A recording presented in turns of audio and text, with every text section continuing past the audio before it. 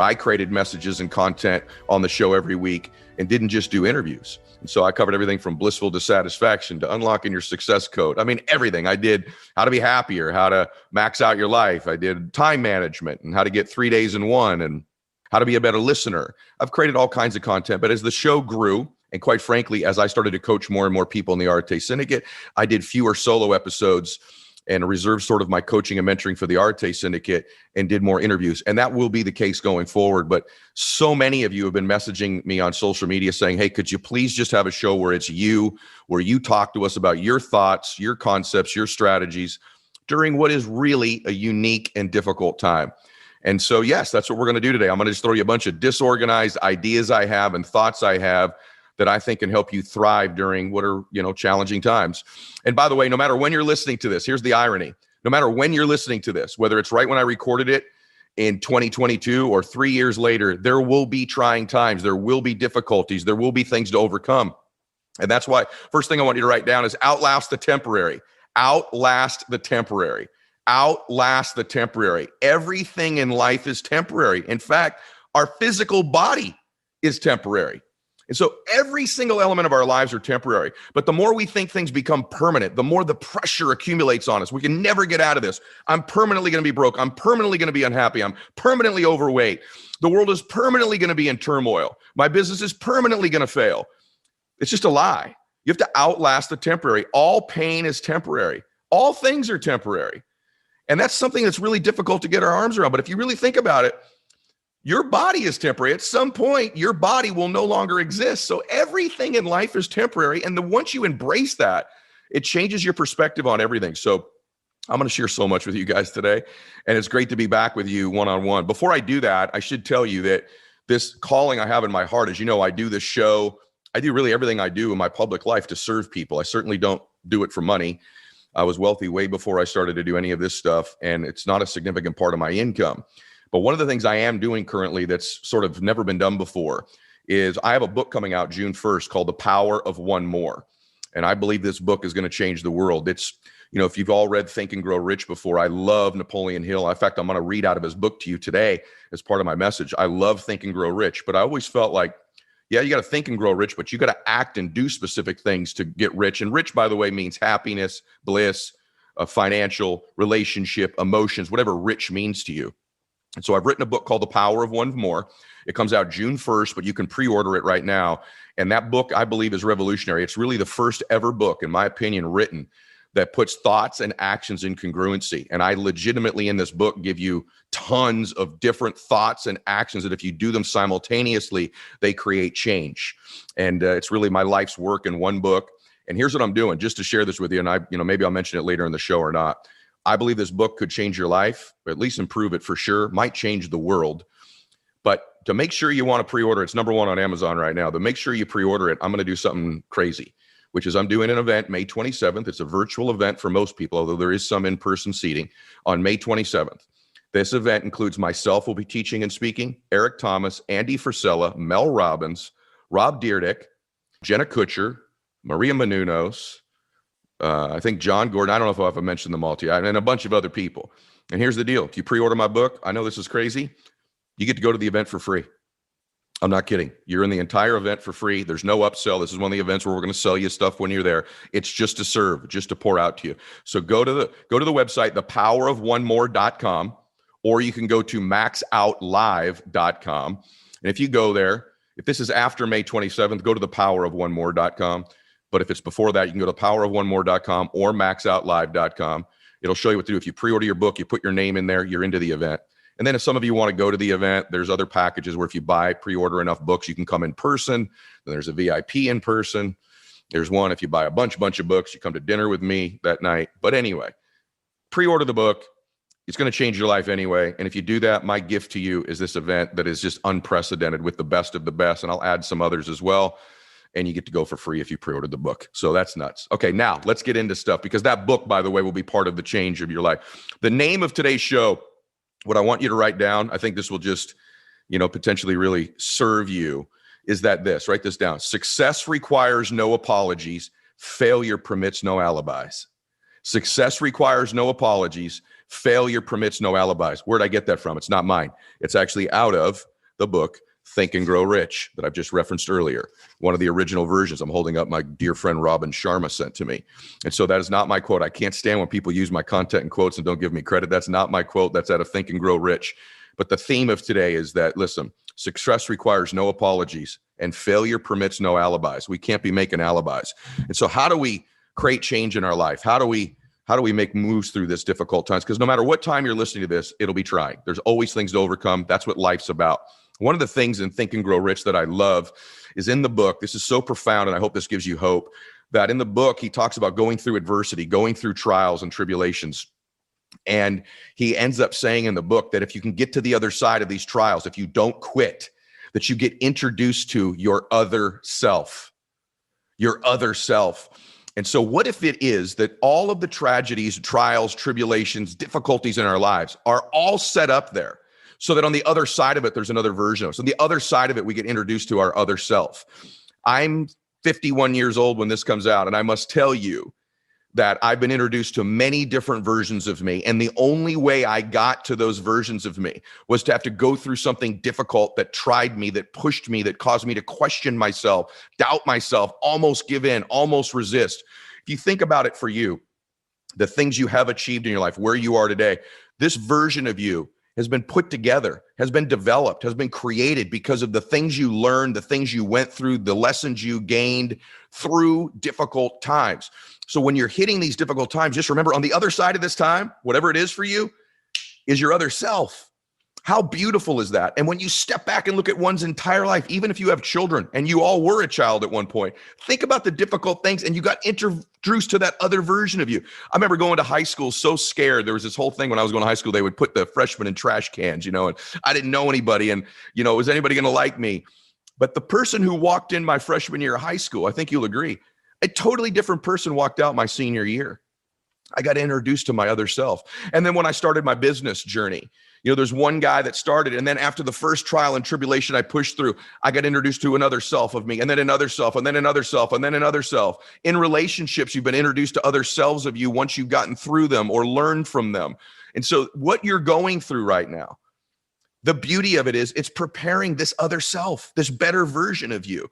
And you got to remind yourself of this because it's so easy not to want to outlast the temporary.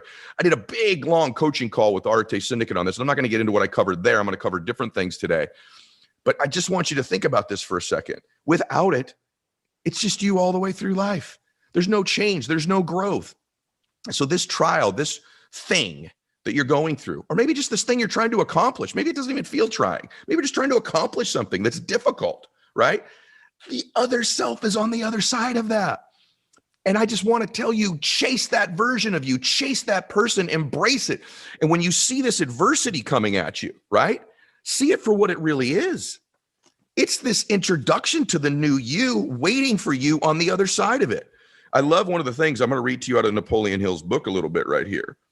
But he says, and again, a lot of this stuff was written for, back in the day where he would say men instead of people, but he says, if the first plan which you adopt does not work successfully, replace it with a new plan. If this plan fails to work, replace it, and in turn with it another, and so on until you find a plan which does work. Right here is at the point at which the majority of people meet with failure because of their lack of persistence in creating new plans to take the place of the old ones which fail.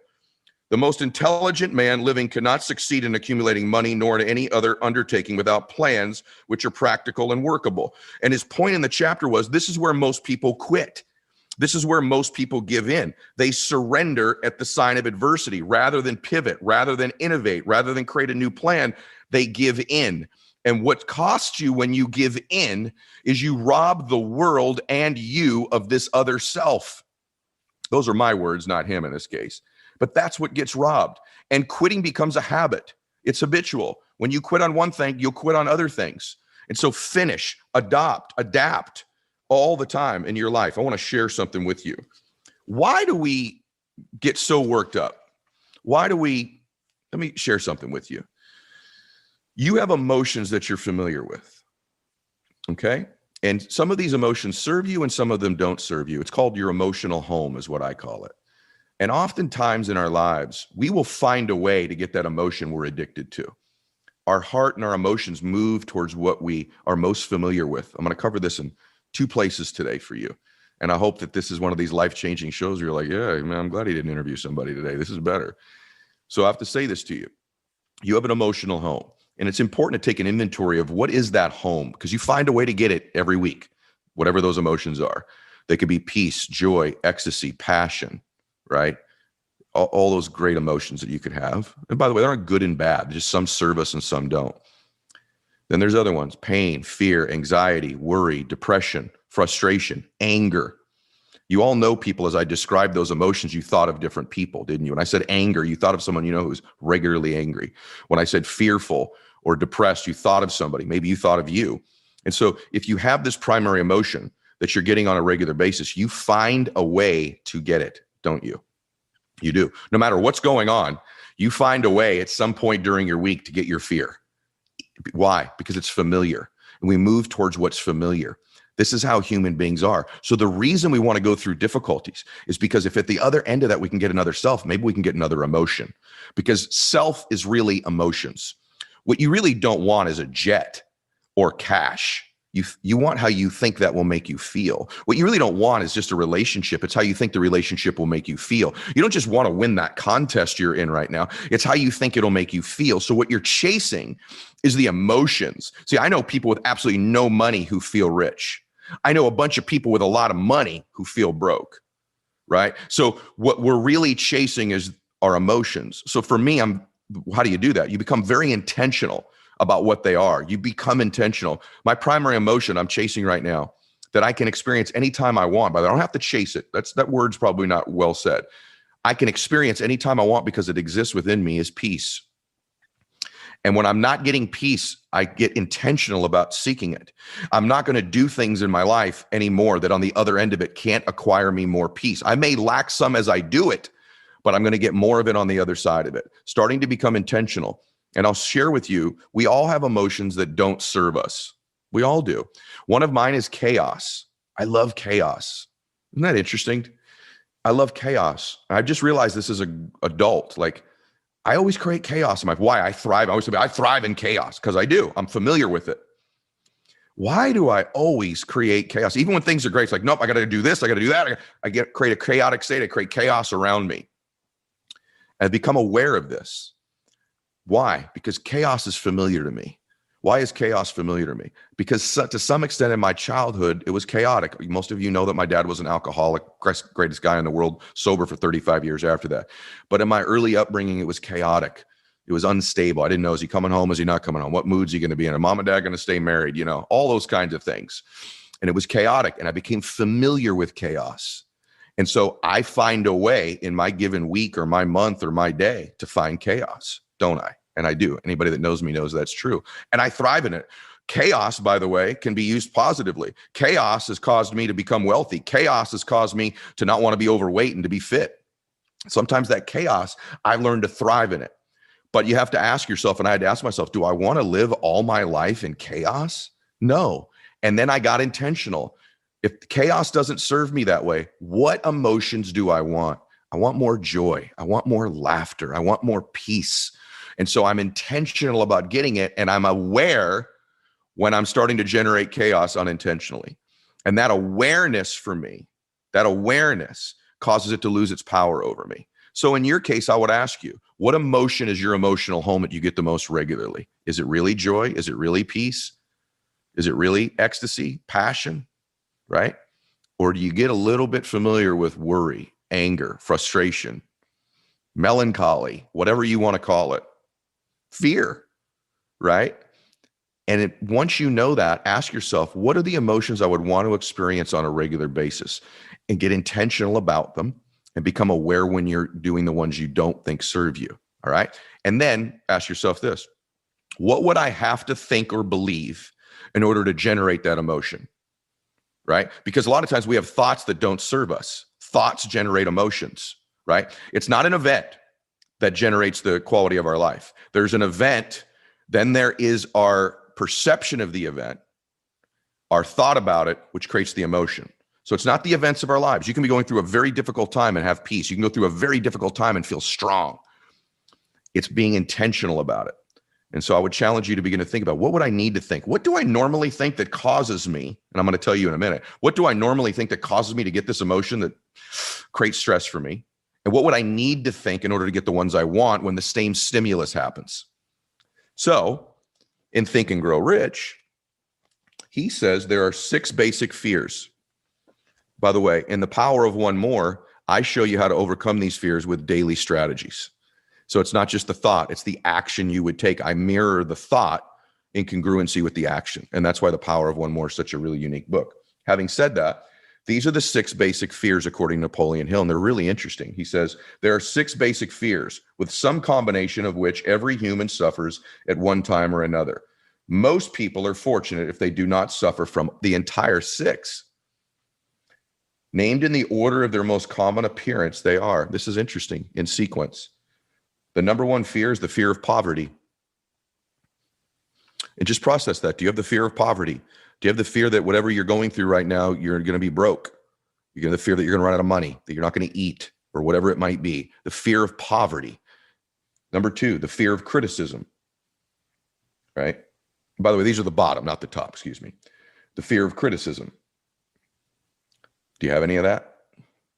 The fear of ill health. Okay, so those are the bottom 3, not the top 3. Bottom 3. 4th fear, the fear of loss of love of someone. In other words, someone you love will no longer love you. Okay? 5, the fear of old age, getting old and missing your prime, missing your moment, missing your life. And then lastly, the fear of death. And so those are the 6 fears. Poverty, criticism, bad health, loss of the love of someone, old age, and death. And usually, I think you'll find that when you're experiencing stress and anxiety, it's born out of one of those fears. And I know you're sitting there going, Ed, this is damn good. Thank you for doing the show today. I hope you are. And if you do feel that, share it. Fastest growing show in the world, share it. So I'm aware of the fears that I have. And that's why success requires no apologies. I'm not worried about criticism. And failure permits no alibis. There are no alibis. There are no excuses. There just aren't any. And you go, but Ed, you don't understand. I do have this excuse. I do have this issue. I do have this situation that isn't fair for me. By the way, you're probably right. And if you think it, you're definitely right. What you have to ask yourself is, does it serve you to believe that? Or what would you need to believe in spite of that? If you say, well, hey, I started too late. I don't have enough money. What if you started to think, man, what a story this is going to be that I started with no money? Or you know what? I'm a particular group of people that's marginalized and it's more difficult for me. I would just submit to you that isn't the story going to be sweeter when you do win?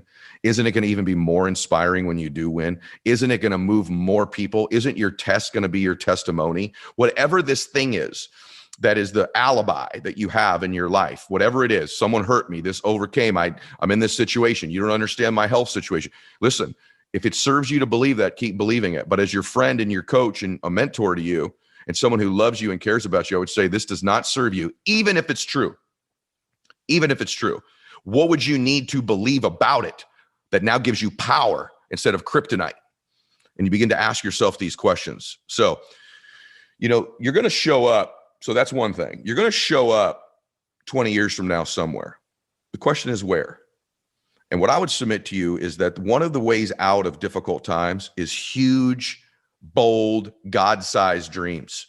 Like, what is your huge, bold, the one you're embarrassed to tell people, the huge, bold, God-sized dream in your life? And the more of it you begin to project into that dream state of what you want in your life, the more it gives you the inspiration. If your dreams are bigger than the adversity, you'll get through it. But the minute that adversity, those emotions are bigger than where you're going, bigger than your dreams, you're toast.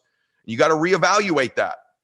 You got to look at it. You got to say, wait a minute, what's my big dream? What's my big goal? What's that big emotion? What's that thing? What's that place? What's that person? What's that contribution? Whatever it might be. And you got to begin to obsess about it, because what I said earlier is true. Your mind moves towards what it's most familiar with. So if you're most familiar with your fears, those 6 fears, or these emotions you don't want, or your problems, or your setbacks, or the things that are not in your favor, then you're going to move towards them. Let me say that to you again. You may be right about this adversity. You may be right about your circumstance. You may be right about all that.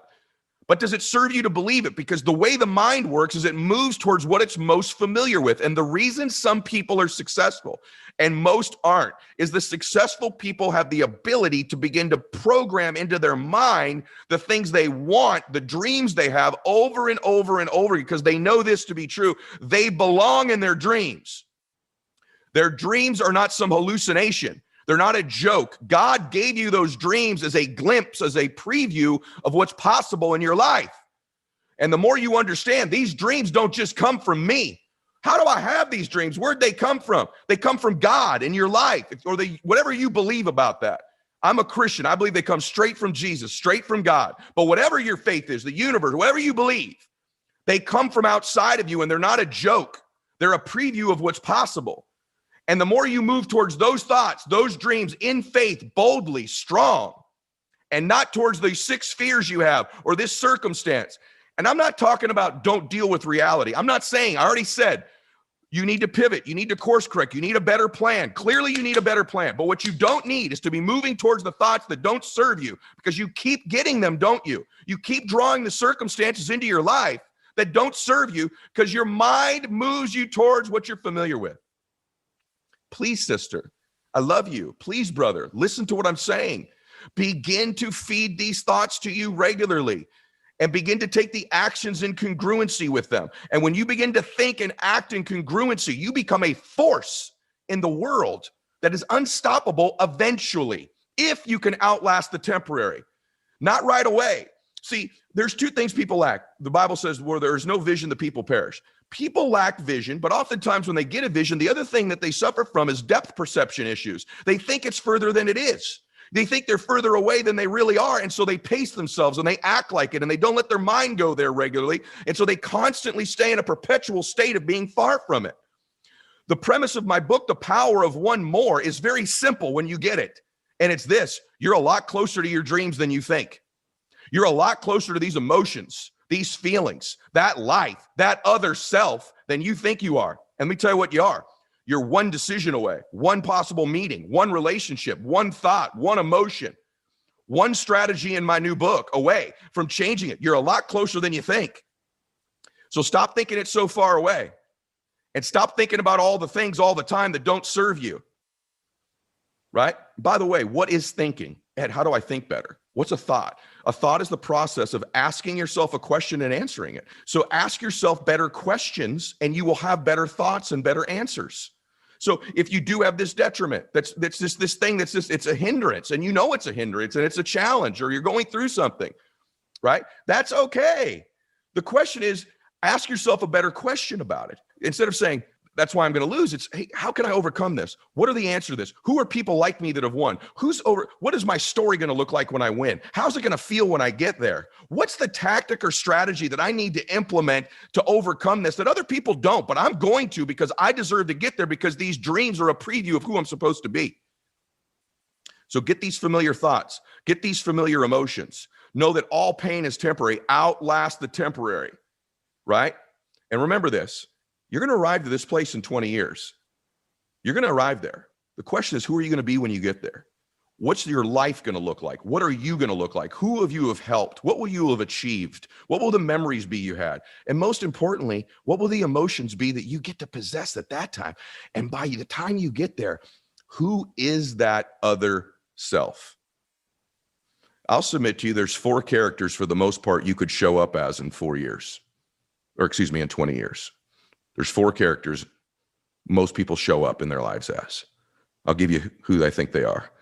Number 1 person they show up as in 20 years is invisible. They're invisible. No one knows them. No one knows anything they've achieved. No one's kept a record of their life. And I'm not talking about big things. I'm talking about small things. It's that kind phone call that you make in the morning to a friend you haven't talked to in a long time. You're no longer invisible to them. It's that helping somebody in need when no one will see you doing it. When it's an invisible gesture, you're no longer invisible, because you're making deposits in this other self. You're making deposits in this dream version of you. You are reaping what you sow. But many people show up in their lives, their entire life is invisible. That's one person you could show up as. Ask yourself, Am I willing to let whatever I'm going through right now, or what's ever going on in the world, what's ever going on in the economy, what's ever going on in my mind, what's ever going on in my family, cause me to show up 20 years from now invisibly? No one knows me. I've made no difference in other people's lives. Is that what you were born to do? Is that glimpse of the dream in your life? Absolutely not. Remind you of something. You were born to do something great with your life. I am no different than you. No man or woman is different than you. We're the child of the same God. We are all born to do something great with our lives in big ways and in what most people think are small ways. These quiet gestures you do every day for other people that the rest of the world doesn't see on Instagram, and it doesn't get you on YouTube, and it doesn't get 1 million views, but you're not invisible to them. You were not born to be invisible. Second person you could show up as in 20 years is a victim. You could have this story in 20 years. I was a victim of people, a victim of my life, a victim of my circumstances, a victim. And if you believe that about yourself and you keep moving towards those thoughts, you will surely repeat them. And you will show up 20 years in your life and as an example to your family, people who believed in you, your children, your grandchildren, your parents, your grandparents, your ancestors, and you will show up in 20 years as a victim. Something tells me that's not what you were born to be. Something tells me you were born to do something great, and you are not a victim, and you're going to rise above. And the fact that you rose above whatever you have to rise above, that divorce, that setback, that lack of education, that whatever, that marginalized group, that setback, that bankruptcy, that bad decision you've made, you're going to have one heck of a story. And you are not going to be a victim. And you're going to inspire a bunch of people who are invisible, who feel like victims, aren't you? That's the power of what you're going through. What if you were given this? Because there's an other self of you that's even greater than most people could imagine. Remember, the extent to what you have to overcome is the degree of who that other self is. The extent to what you have to overcome is in direct correlation to the degree of that other self. So the more you overcome, the greater that other self is. Third person you could show up as is a hero. And that's a pretty good thing. You show up, people, you're not invisible. You're not a victim. People know you. You got whatever it is. You got the great body. You got the great relationship. You got the big jet. You got the money. You show up as a hero. Many people in life aspire to be the hero of their story. See, we're always telling ourselves a story about our lives, aren't we? We're the lead character in the story of our lives. And so many people keep telling the story from the past. And they repeat that story because they move towards it. Or they tell the story of the victim or the story of the invisible. And they repeat this character over and over again. But then a lot of people start to tell the story of the hero. I'm going to be a hero. I'm going to win. I'm going to make something great with my life. And that's a powerful time in our lives. And a lot of people can get there. You see them on social media. You see them on television. You see them at your church. You see them in your community. You see them as the coach. You see them as the teacher. They become a hero in their life. You could show up as a hero, and that's a darn good life. And it's an option you could pursue. See, a lot of times in families, when you look at families that have won in your life, you go, man, that family's rich. You see this house these people living on the beach, or they're traveling here. So then you go, man, who are these people? I just think, who are these people? You just remember this. Happy and successful families, eventually rich families, eventually they came from someone who wasn't rich, who wasn't happy. All people that you see that are rich, happy, or successful, eventually there's someone way back in their family who wasn't. And then the one showed up. Then the one, I've talked about this before. The one person shows up in the family and says, nope, I'm the hero. I'm the one. I change our family tree forever. I make my family proud of me. I change our generational wealth. I change our emotions. I change the example. People in our family are going to want to be like me. I'm the one. And guys, I'll tell you, in my family, I'm the damn one. And you know what? Not only about getting rich, not only about making a difference, but people in my family now think differently than they used to think. They don't think the same like they used to. They think bigger thoughts. They think about serving people. They think about making a difference. They believe their life can be great because I refuse to be invisible. I refuse to be a victim. Yeah, I'm the son of an alcoholic. Yeah, I had a difficult upbringing. Yeah, nobody knew my family. Yeah, we weren't rich. Yeah, not a lot of education in my family. Yeah, well, I'm not invisible. And well, I'm not a victim. And I became a hero in my family, and so can you. You could be the one. You can be the one. When you start hitting that wall, you start thinking, no, I'm the one. I'm the one who doesn't quit. I'm the one who doesn't give in. I'm the one who keeps growing. I'm the one who keeps dreaming when everyone thinks I'm crazy. I'm the one. And you hold on to that being the one. You become the hero. That's an amazing life. You change your family tree forever. It's not the wealth, although it is. It's not the options and the choices. It's the memories. It's the moments. It's the contribution. But most importantly, it's the identity of your family. They don't think the same anymore. They got different thoughts. They operate differently. Their view of the world is different. Who they think they can become is different because of your example. See, I'll give you the fourth one in a minute, but let me tell you, there's four stages of people in life. There's the people that are just kind of, they're just going through life, unaware, not concerned. Then there's people who become motivational. Motivational people achieve things. They play to motives like get a car. If you do this, you get a car, you get a house, you get money, you get a body. Motivational people are awesome. The level beyond that, though, is inspirational. Inspirational people move people like I hope I'm doing with you today.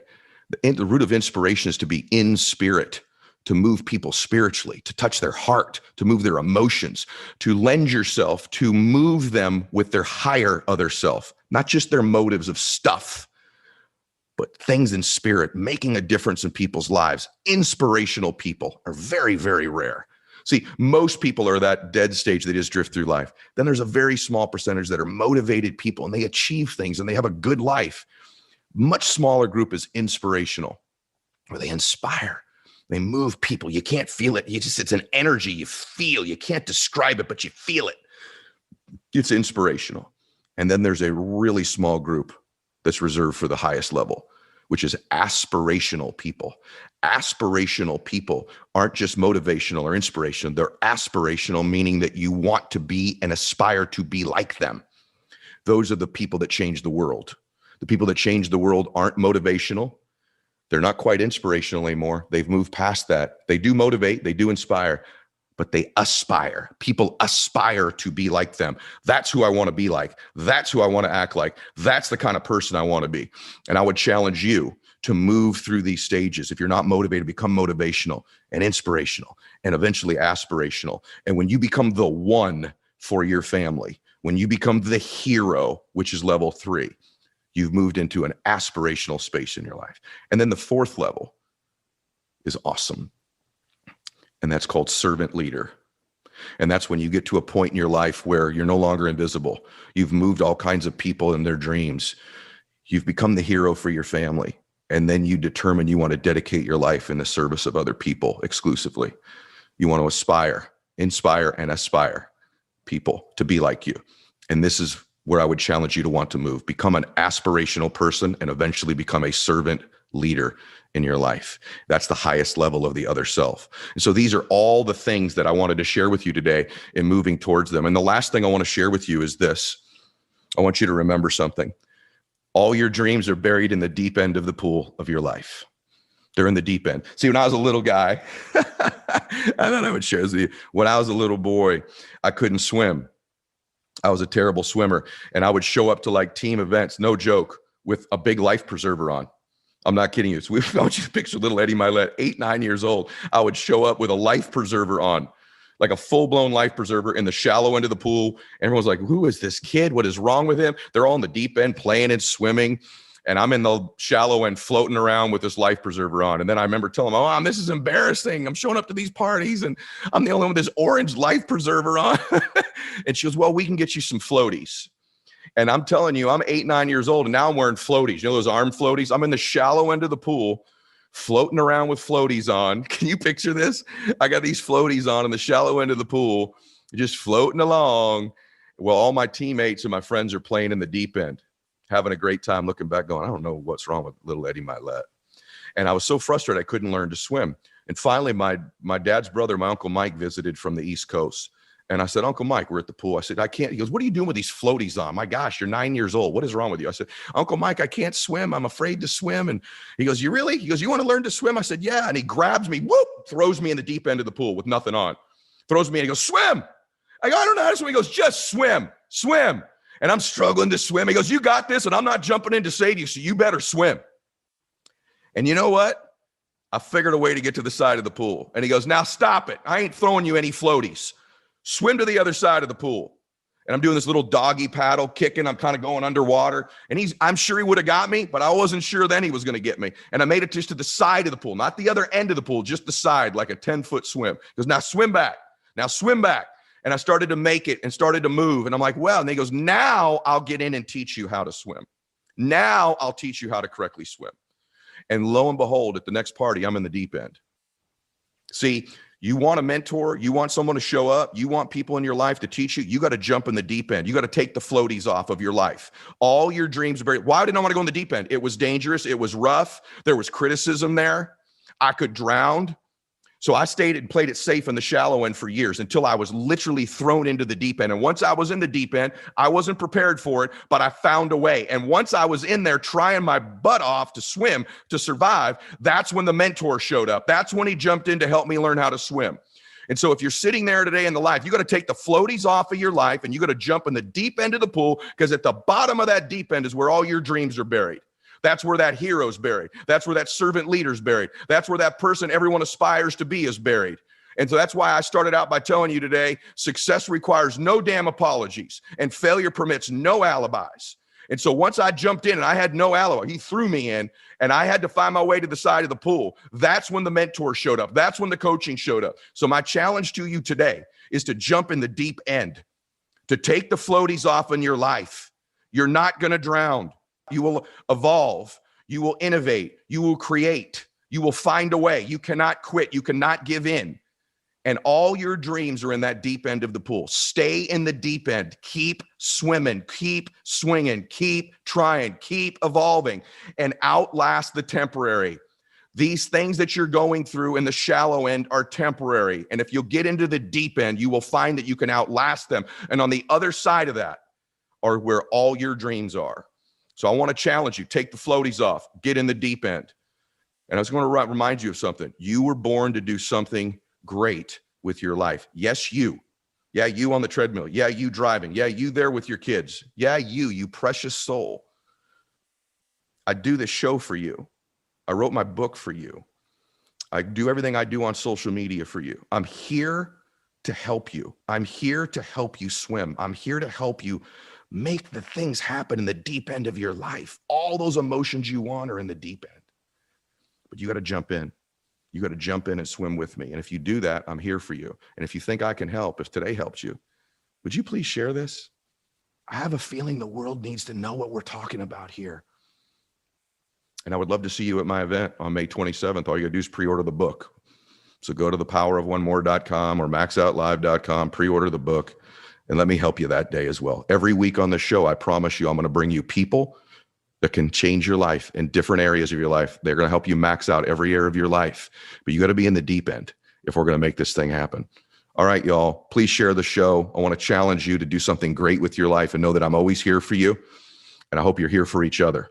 I hope you're here for each other as servant leaders, as heroes, as aspirational and inspirational people. We need more of you in the world. You want these world problems to start to diminish and go away? We need more servant leaders. We need more inspirational leaders. We need more people we aspire to be like, and we need more people helping each other in the deep end of the pool of their lives with their dreams. And we all come together and do something awesome. We were all born by the same God. We're the children of the same God. We deserve the greatest lives we were born to have. It's a preview of your dreams. All right. God bless you all. Max out. Hey guys, thanks for sticking around. If you'd like more, click the videos right here. They're exactly what you need to see next. And if you're new here, hit subscribe and become a part of the Max Out community. And tell me what you think about the videos in the comments below. I read all of them every week, and I select winners that get all kinds of prizes, gear, coaching calls with me. Make a comment.